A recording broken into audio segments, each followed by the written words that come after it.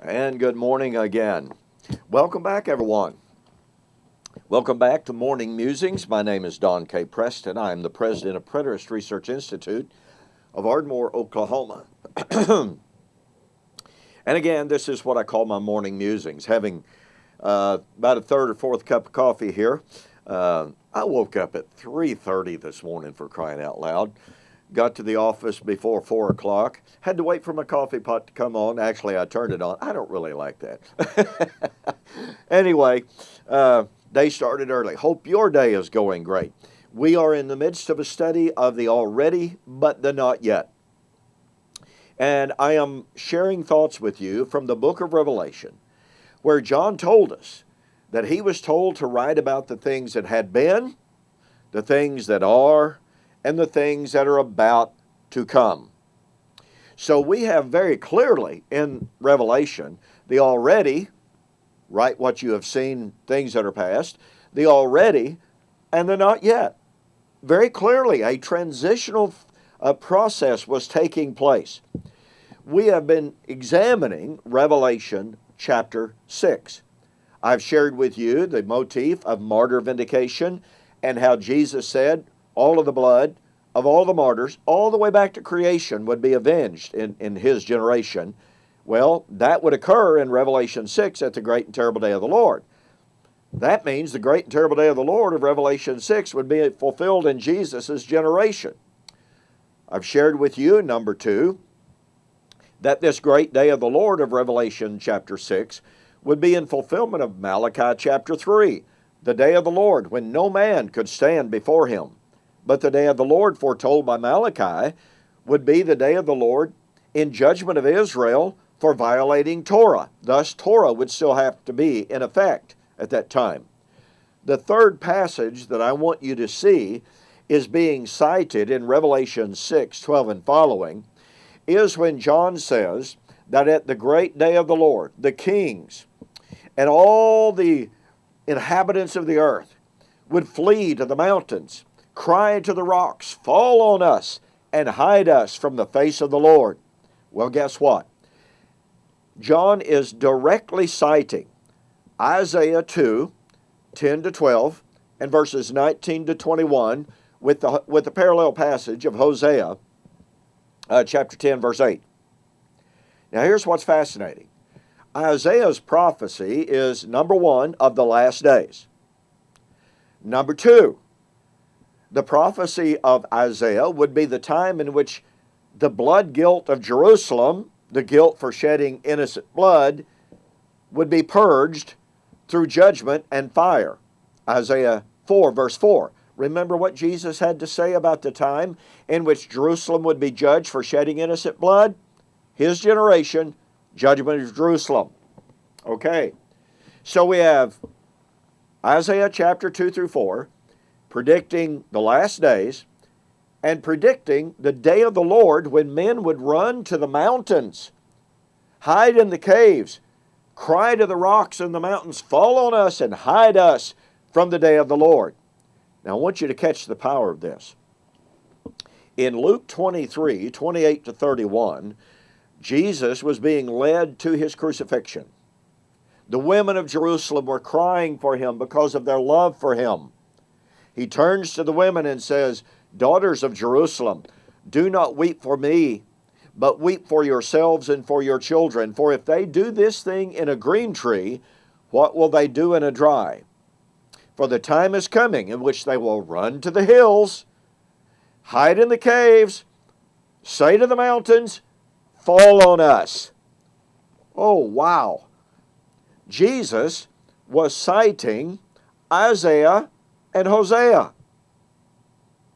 Now remember, Isaiah was predicting the last days, the day of the Lord, when the blood of the martyrs would be avenged, a time when men would run to the mountains, hide in the caves. By the way, this is typical Old Testament language of a time of invasion by a foreign army. Can't develop that right now. Jesus, who was about to be martyred, cites Isaiah and applies it to the vindication of his martyrdom By the way, here's something interesting. I have yet to find a commentary who does not apply Luke 23 to the coming judgment in AD 70. Now, there's probably some out there, but the huge majority of commentators apply Luke 23 to AD 70. So you have Isaiah predicting the last days, the day of the Lord, in which the martyrs would be vindicated at the time when men would run to the hills, hide in the caves, cry out to the mountains and rocks, fall on us and hide us from this day of the Lord.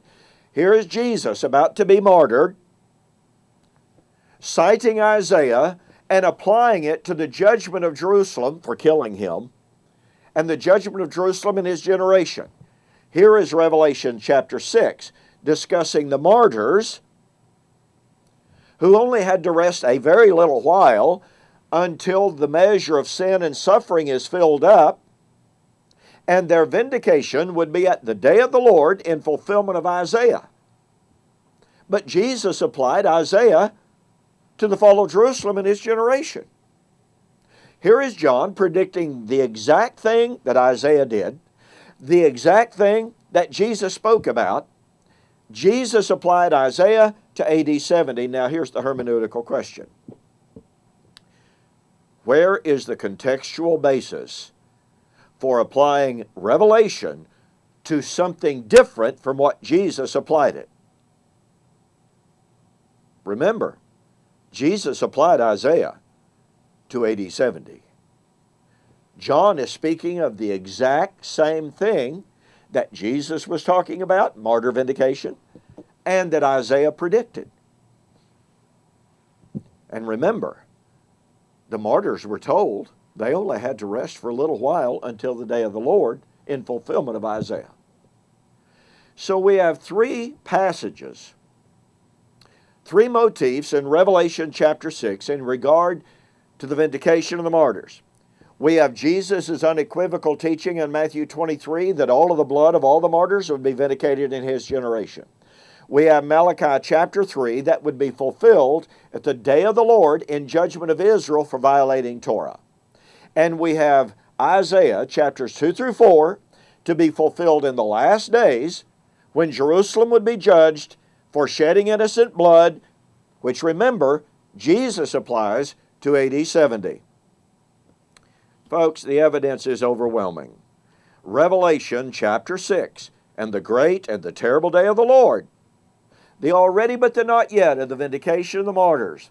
The not yet of the day of the Lord was about to be fulfilled in the fall of Jerusalem in the judgment of all of the blood of all of the martyrs shed on the earth all the way back to creation. Jesus said, Isaiah said, that would be in AD 70. And don't forget, folks, I developed this and a whole lot more in my book, Who is This Babylon? You just can't believe the power of this concept of the vindication of the martyrs. It is irrefutable. The day of the Lord of Revelation 6, 12 and following was to be in AD 70. Go to my website, www.eschatology.org, www.bibleprophecy.com. Order the book on bibleprophecy.com. Enter the code 7070. You would not be charged shipping. If you buy it through eschatology.org, I'll refund your shipping, okay? Saves you $5. Order the book today. See for yourself the overwhelming, the irrefutable proof that the day of the Lord of Revelation 6, the consummation of the already, was to be in AD 70. And we have more from Revelation. We'll show you that on the flip side.